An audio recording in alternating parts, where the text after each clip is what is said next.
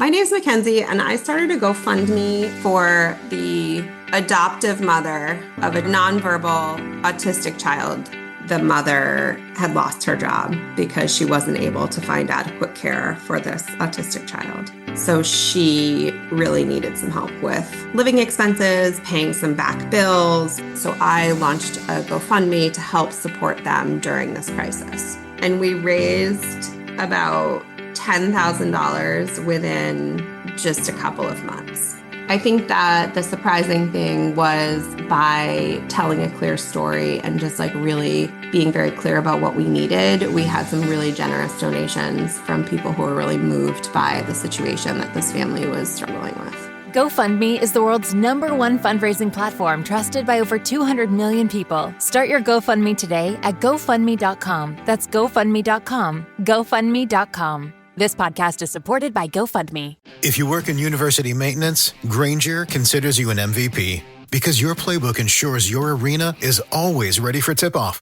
And Grainger is your trusted partner, offering the products you need all in one place, from HVAC and plumbing supplies to lighting and more, and all delivered with plenty of time left on the clock, so your team always gets the win. Call 1-800-GRAINGER, visit Grainger.com, or just stop by. Grainger, for the ones who get it done. Ladies and gentlemen, thank you for listening, downloading, and subscribing to the latest edition of the 12 Kyle podcast. I'm 12 Kyle. Check this out. On this podcast, we're going to talk about growing old with hip hop. Now, when I say growing old, I'm not trying to say that you're old, even though some of you are. But what I want to kind of convey is a message of, this is a growing genre, and it's a genre that's ever changing. And keep in mind, hip hop was birthed in 1973. So it's not even 50 years old. It's still new. It's still changing. It's still within, the first and second generations of it.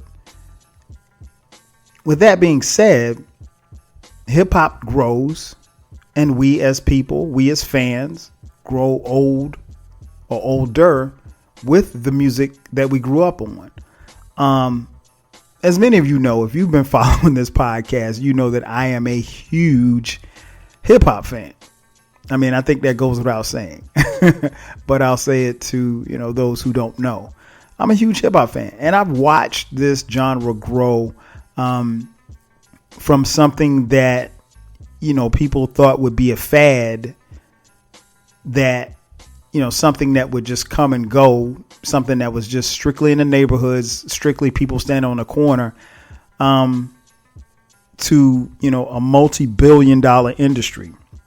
And it's funny when I think about it because, especially in the 80s, people associated hip hop. Well, they didn't call it hip hop then. It was called rap. They associated rap with breakdancing. So they figured it to be a fad. They figured that breakdancing was a fad.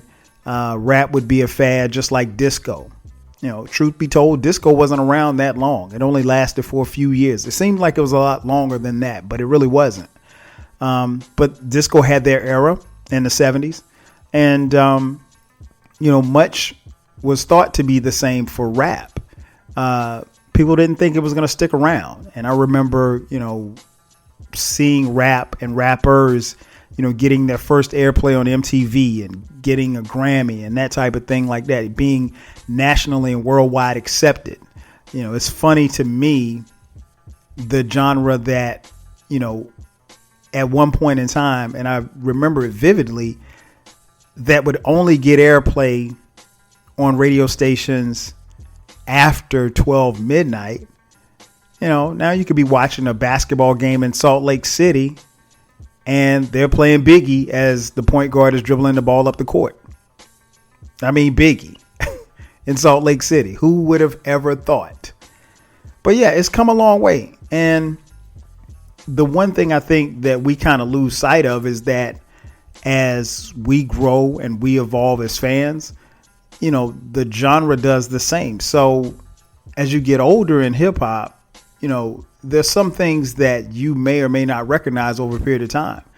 And some of the ideas and I guess ideology that once stood in hip hop, over a period of time, things have changed. Obviously, when you get money involved, that changes everything. I mean, no. Curtis Blow, Run DMC, LL, acts like that. They did not get into rap to make money.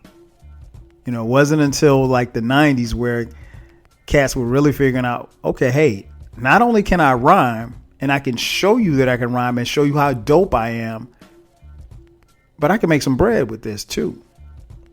And, prior to that, we had not seen rappers get to the point of them, being financially well off to the point where they could actually retire from rapping. That was a world that we knew nothing of. I mean, you look at a guy like Jay-Z, who is quote unquote hip hop's first billionaire, according to Forbes magazine. He's worth $1 billion. I mean, like that, in most hip hop fans' eyes, we could have never envisioned that happening, but it has. And, again, there was a changing of the guards. There was a shift in the culture. And then music and everything around the music changed, and it went through periods. We talk about hip hop's golden era, the silver era, the bronze era, and, the microwave era. And even in all of that, you can still find dope artists. You can still find dope lyrics. You can still find dope songs. You can still find dope albums. But I'm going to be honest, things really changed. And I say this all the time. Things really changed in the early 2000s with the advent of the internet. And the music industry and the rap industry in particular really fell behind, and they have yet to catch up. The internet made things so accessible. It's funny because I was talking to some of our friends the other day, and we were talking about how in the early 2000s, with the advent of sharing sites, sites like LimeWire, Napster, Kazaa,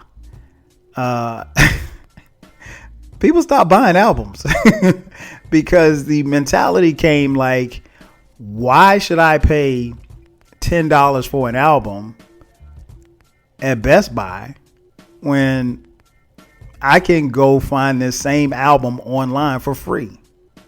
That didn't make any sense. I mean, like, why should I do that? That didn't make any sense for me to spend that kind of money. Now, of course, the music was being pirated, because if I had Jay-Z's, I don't know, let's say his Volume 2 album on my computer, and I'm logged into Napster, all someone has to do is, if Kevin lives in DC and he wants to download that album, all he has to do is log into log into Napster. And once he sees it, he would just be able to log in and download it from my computer. It was just that simple. And file sharing and music sharing at that point was at an all-time high. I'll be honest, I got to the point where not only did I stop buying albums, I was investing in blank CDs. And the reason why I got into blank CDs was because, hey, why go buy a Jay-Z album when I could download it off the internet, burn it to a blank CD, and I got Jay-Z's CD, and I didn't even have to leave my crib. And to be honest, that was the first wave of free music. Now, of course, it wasn't free because, again, it was pirated. Technically, we were stealing. I call it acquiring music through secondary marketing. But the statute of limitations are up. So, I mean, I'm not going to incriminate myself on this podcast. And when I say I got Jay-Z's album, I'm using that as an example. I'm not about to snitch on myself. But I think myself included and a lot of other people, that's how we got a lot of our music. It was through, those sites. And again, those sites were not legal, and the artists saw no money from, those transactions. And ultimately, neither did the labels. And so it got us in a position where, as fans, we were used to getting music and albums for free and not having to leave our house and not having to pay for anything. And so, again, the music industry fell behind, and they just couldn't catch up. And to be honest, they're still behind. Now, they're not as far behind as they once were, but they're behind. And so you fast forward to, today and what's going on in music now. You have these sites where everybody's album is on the site. And, these are services that, allow you to listen to the music, and I'm talking about iTunes, Spotify, Tidal, those type, where, I don't necessarily have the physical copy of, the Wu-Tang catalog, but I can click a button, and because I'm on Spotify, I can listen to the whole Wu-Tang catalog without leaving my house.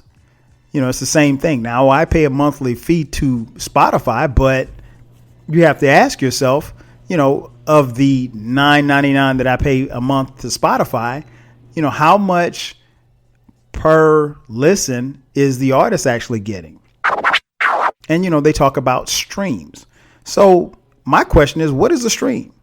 How many streams equal a sale? And I'm pretty sure, someone out there can look it up, but I don't know that we've got a definitive answer from most record companies anyway, because the numbers tend to be inflated and the numbers tend to vary just really depending on who you ask.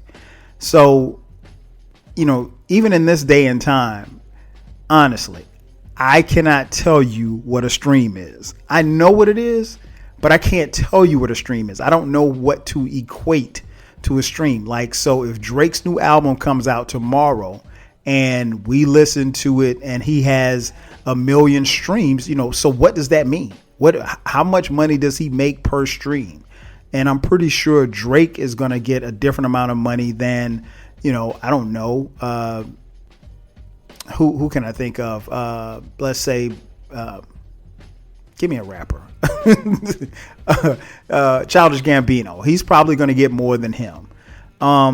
So it just really depends. And again, I think this is the record company's way of kind of taking some of that power back.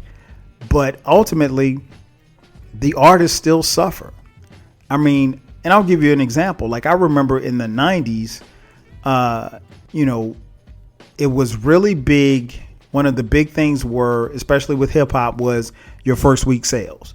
Like, you had to crush it first week sales. Like, if you didn't do 200, 250, 300,000, then, that really dictated and really was going to be the barometer for whether or not, how many singles got pushed, how many videos got done, because you needed to come out of the gate, smoking. I mean, if you sold 100,000 your first week, that was that was considered to be a flop. So, I remember, artists coming out selling 250, 300,000 in the first week, and people are like, the numbers weren't so good. And, but nowadays you fast forward to now, I think if you have 170, 175,000 in the first week, that's a great first week, which again, in the 90s, they'd be looking at depending on the artist, if you sold 175 in the first week, you might get dropped. It was just that serious. So we still haven't figured out what's a stream and how many streams equal a sale. And at the rate that they're going, I don't know that we ever will, because the record companies really aren't going to come up off the language and tell us what's really, really going on.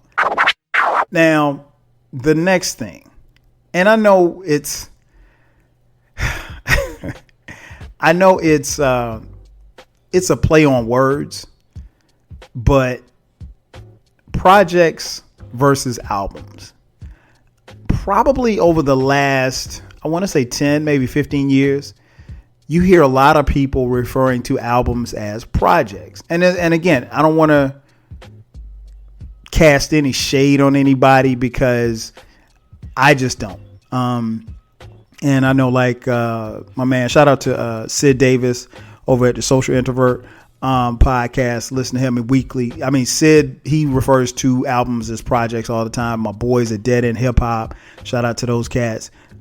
They refer to albums as projects as well. I don't. And again, there's no knock on them because those are my boys, and Sid, guy that I listen to each week and love his podcast. I can't bring myself to calling an album a project. And I know it's semantics, but the reason being, a project sounds like it's just something that's just there, right? Like, when you say something as a project, it's something that's, in my mind, something that's temporary. An album is something that, you know, is solid. It's something that's here to stay. A project kind of reminds me of the, you know, science project that you did back in the 6th grade. You spent weeks and weeks and weeks preparing it. You do this presentation, people come around, they check it out, and then they leave. They give you a prize if you win, and then they move on to the next thing. And to be honest, that's what today's hip hop is. And so when you're growing old with hip hop, you wonder, how did it go from albums to projects? And it's not, again, I'm not even knocking those who call albums projects, because I've heard several, in fact, most artists refer to their most current artists refer to their music as projects. And I think, again, while it's a play on words and you might think it's semantics, I think there's something here. And the reason being is because it gives off the connotation that this is just something that I put together and it's here for you to see. You can check it out. And then once it's done, once you're done checking it out, you move on to the next thing. And really, from where I stand, that's today's hip hop in a nutshell. That really is where it is. I mean, like, it's just there. You know, there's this build up, and there's, well, sometimes there's a build up, sometimes there's not a build up. There's this build up about this particular album that's coming. The album comes. You put it on display. It's there. You know, there's a rush for everybody to listen to it. Everybody listens to it, you know, 2 or 3 times. And then it's like, oh, okay, yeah, that's pretty good. Oh, that's hot. That's dope. Oh, yeah, when's the next album coming out? Huh?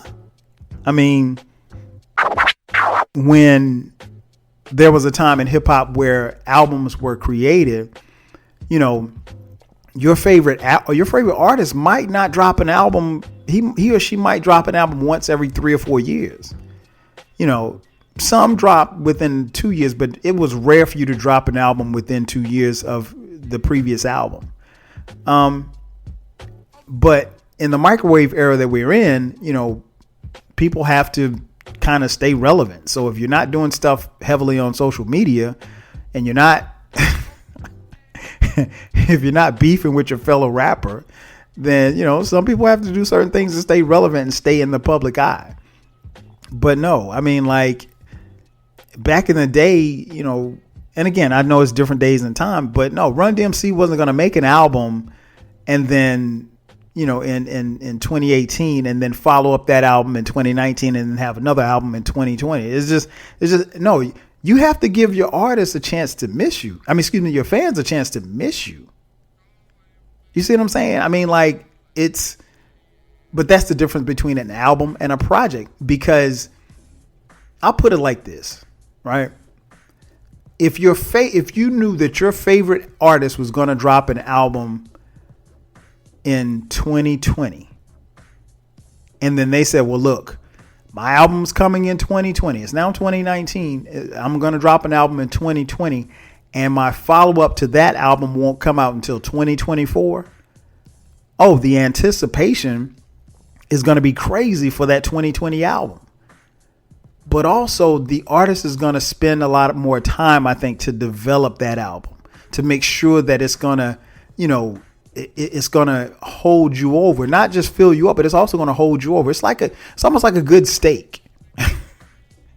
It's like a good steak. Like, you want to eat it, you want to taste it, but you also want to savor it too as well. And honestly, it's not a lot of savoring going on. And you notice that when you grow older with hip hop, the savoring of the albums is just not there anymore. And don't get me wrong, I don't want to paint the picture as if I don't listen to current music and current albums. I do. Some, depending on the artist. I'm not going to sit here and tell you that I listen to everybody's album every time it comes out. I don't. But some of the current artists that I respect and I like, yeah, I definitely listen to their albums. However, it's not many artists or not many albums that I've heard over the last 10 years where I'm like, damn, I got to go back to that because it was just that good. It's just not. I mean, like, it's good for the time in which it was. And yeah, it set Twitter ablaze and social media ablaze for like 2 weeks. And then after that, it's back to whenever. Case in point, what think about right now the dopest album that you've heard this year. Just say it to yourself. Whatever the dopest album is that you've heard this year, you've probably listened to it. And let's say it was in the beginning part of the year. And this is the middle part of the year. You probably haven't gone back and listened to it. It's the microwave era. It's only hot it's just like anything you put in the microwave. It's hot for a while and then it cools off. And that's the difference between, the albums and projects. And I think what's happening is, people are more concerned with putting out projects. Nobody wants to do albums anymore. And that's unfortunate. Also in this era, you have to understand too that how music is consumed. And that goes back to what I was talking about a little earlier with the free music. In the microwave era, it's really about 2 weeks. An album will come out and people will be all over it. And it'll be the buzz for 2 weeks. And then it's on to the next thing. Like I saw somebody on Twitter the other day talking about like, yo, so many albums come out. It's just hard for me to get up to listen to them all. And honestly, it's not. But because you are conditioned to listen to and consume so much music that you really, again, don't give yourself a chance to savor how great the music is. Because once you listen to it, you put it to the side. For a person like me who's tenured in hip hop and who's grown older with hip hop, no, I still go back to the older albums. I still go back to the classics. I still go back to stuff that rocked 10 years ago. I still go back to stuff that rocked 25 years ago. And what's great about a lot of those albums is I hear something different every time that I listen to it. And to be honest, when you're consuming music, that's how it should be. Honestly. You should hear something different each and every time that and then it doesn't matter if you've heard this album 100 times. If you're listening and if it's dope, you should be able to hear something new, something that it could be a snare. It could be a clap that you didn't hear before, but you should be able to get something different from it.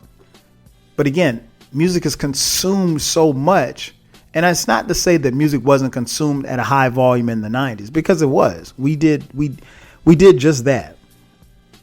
The difference was that there was never a situation where, or at least I can't remember, there was a situation where you listened to your favorite artist, you heard his album, and then you were like, damn, when's the next album coming out? Nah, it don't work like that, because you know that it's going to be a while before your favorite artist drops again. So you're going to pick up that steak, you're going to bite into it, you're going to chew it, you're going to taste all the juices, and you're going to savor it. And you're going to eat it until it gets to the last crumb, and then you'll try to find something else. But you don't move on as fast because you know that something's not coming right down the pipe from the same artist. And then the other thing is, I think people have gotten really consumed with, hip hop fans in particular, have gotten really consumed with playlists.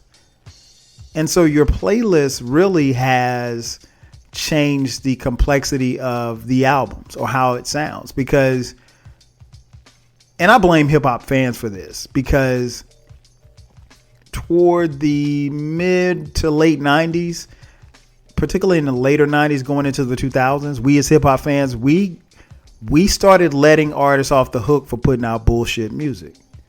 And we would kind of justify it by saying, okay, well, yeah, I like 5 tracks, but he gave you 15. If he gave you 15 tracks and you only like 5, that album sucks. But in the streaming era or in the playlist era, you know, you can take those 5 tracks from, let's say you could take 5 tracks from Drake. You can take 5 tracks from your 5 of your favorite tracks from Wayne. You can take 3 tracks from Gucci Mane. You could take another 7 tracks from the latest Rick Ross album. That's your playlist. Now, you're not consuming all of these artists' catalog, but that's your playlist. And to be honest, the casual rap fan or hip hop fan is perfectly fine with that. And that's where I think, like I said earlier, where some of the ideology we've lost, because honestly, as a hip hop fan, we're not supposed to let our hip hop artists get off the hook with giving us bullshit. But it seems like we're being, you know, we consume so much music that we almost figure that, you know, they're going to drop at least 3 or 4 duds. So, you know, the expectations are low. So I guess. And that's what kind of makes it seem like people are more consumed with getting a playlist instead of a full album.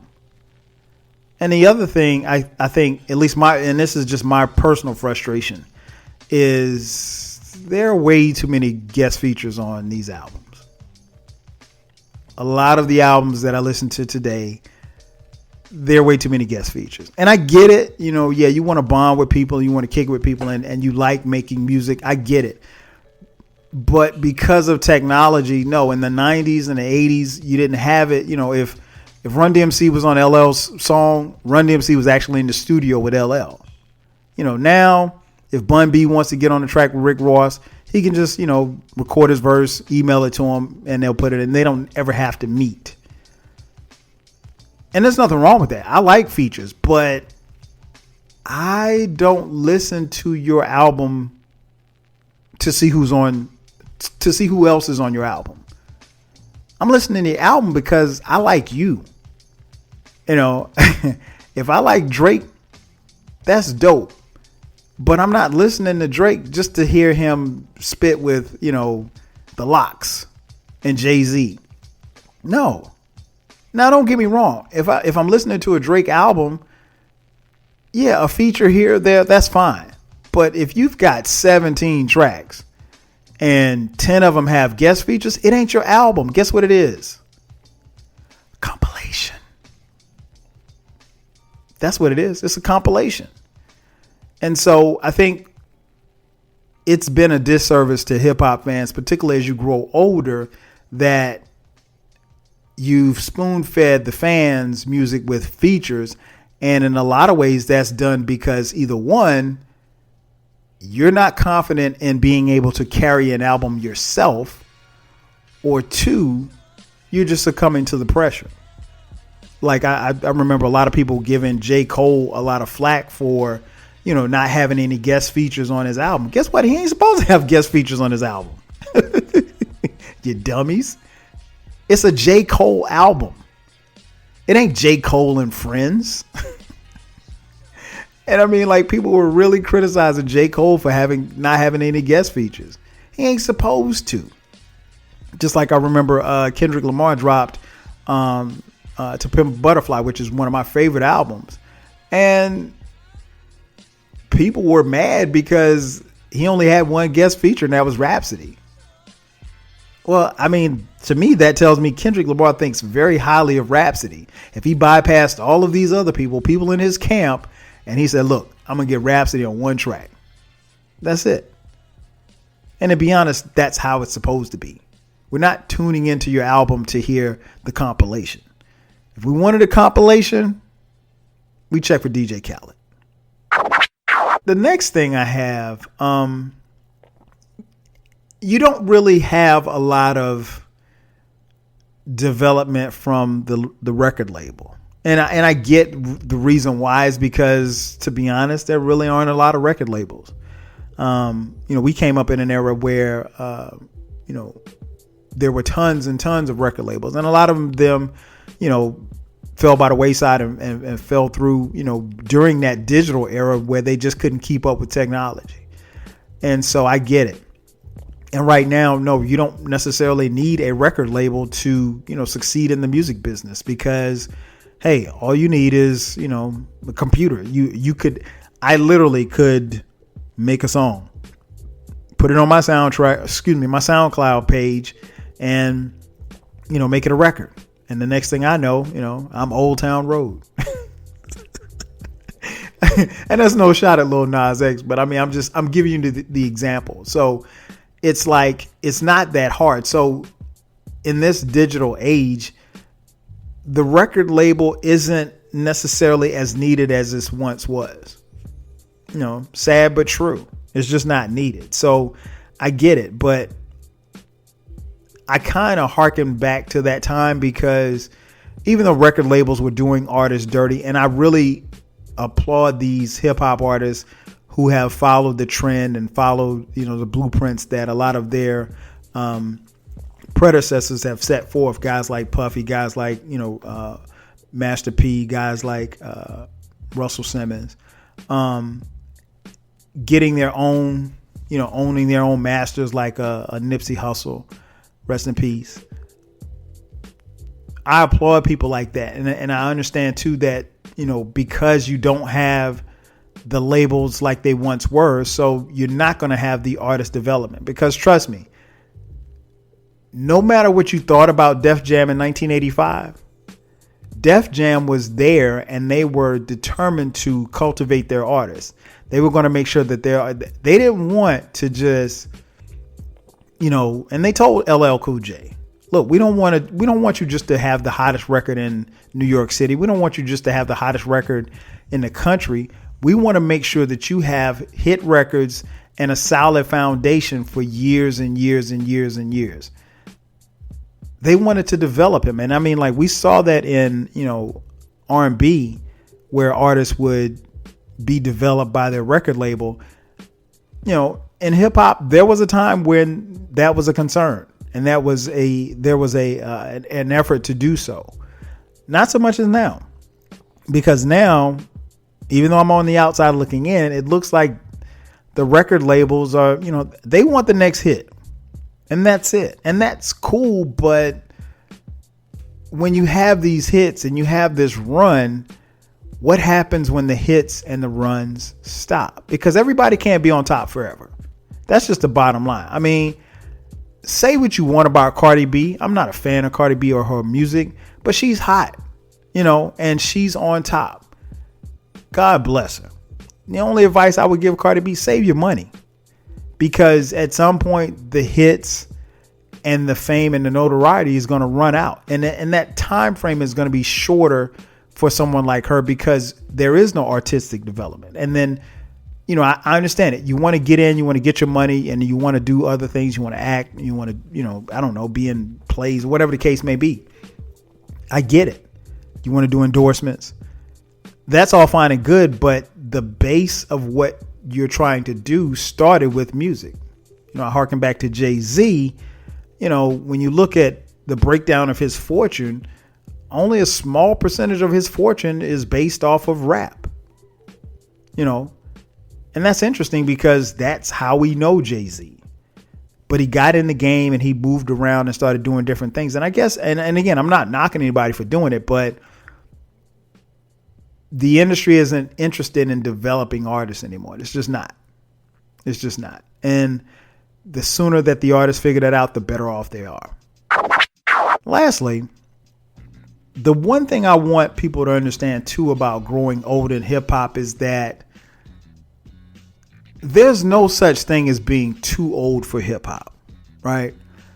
When you're tenured in hip hop like me, you've seen a lot, and I hear a lot.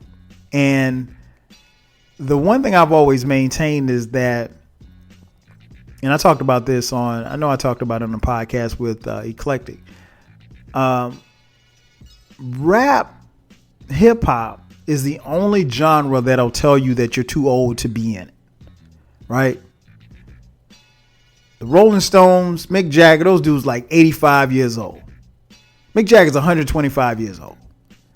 And nobody's telling the Rolling Stones when they go on tour and they're drunk and they're high and they're on stage falling down, all kind of crazy stuff. Nobody tells them that they're too old to be out there. You can go to Essence Festival in New Orleans every summer. You will see Maze and Frankie Beverly. Maze and Frankie Beverly are about 106 years old. And I love them. Love their music. But nobody's telling them to sit down. But you trot out KRS One. Oh man, what's this old ass doing up there? These old heads. Come on, man. If you're growing old with hip hop, you're going to be just that. Old. Even at some point, even though it didn't feel like it, you're going to get old. Because I remember a 13-year-old kid sitting in his bedroom listening to Fuck the Police. That 13-year-old kid was me. And no, I would not have ever thought that hip hop would come this far, but it has. And then you look around, and one of the things that's become evident to me is that, hey man, there's no such thing as being too old for hip hop. Look at Jay-Z.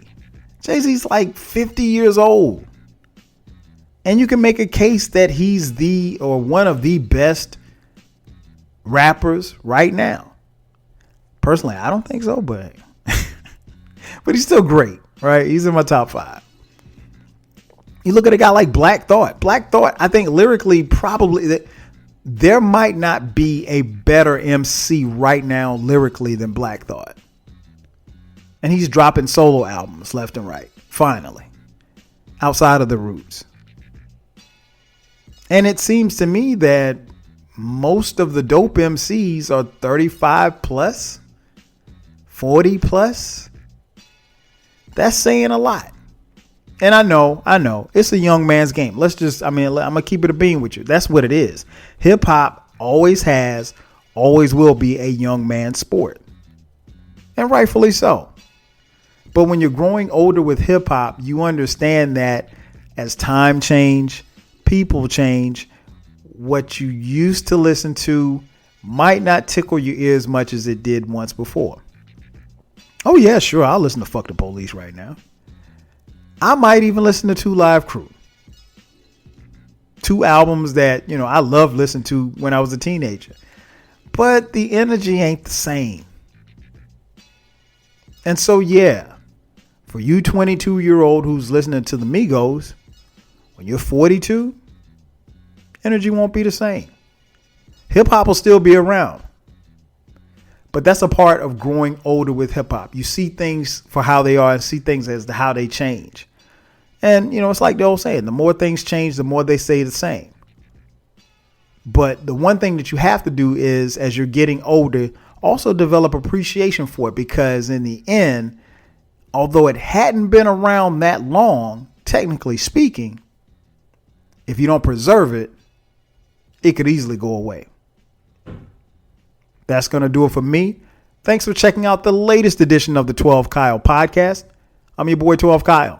I'll catch you guys next time.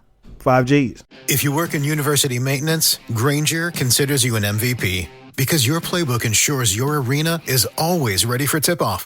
And Granger is your trusted partner, offering the products you need all in one place, from HVAC and plumbing supplies to lighting and more. And all delivered with plenty of time left on the clock, so your team always gets the win. Call 1-800-GRANGER, visit Granger.com, or just stop by. Granger, for the ones who get it done. When you manage procurement for multiple facilities, every order matters. But when it's for a hospital system, they matter even more. Grainger gets it and knows there's no time for managing multiple suppliers and no room for shipping delays. That's why Grainger offers millions of products in fast, dependable delivery, so you can keep your facility stocked, safe, and running smoothly. Call 1-800-GRAINGER, click Grainger.com, or just stop by. Grainger, for the ones who get it done.